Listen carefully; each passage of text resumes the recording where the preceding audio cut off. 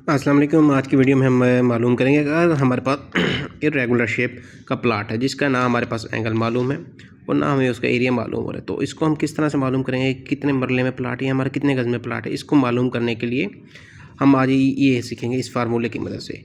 इसके लिए हमें क्या नाम फार्मूला हीरो का नाम फार्मूला क्या नाम होगा, हीरो फार्मूले की मदद से हम इसको कैलकुलेट कर सकेंगे। हीरो फार्मूले की मदद से कैलकुलेट करने के लिए पहले हम इसका एस मालूम करेंगे, यानी हीरो फार्मूले को डिनोट कर। उसके लिए हमें इसका एरिया लेना होगा।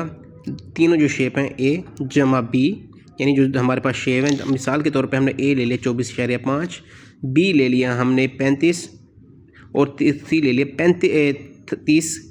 30 फुट। उसको तकसीम में 2 करेंगे तो इसका हमारे पास आंसर आ जाएगा 44.75। अब हम हीरोज़ फार्मूला लगाएंगे। हीरोज़ फार्मूला में हम ए से क्या नाम है उसको डिनोट करते हैं। हीरोज़ फार्मूला है S minus A, S minus B, S minus C का अंडर रूट।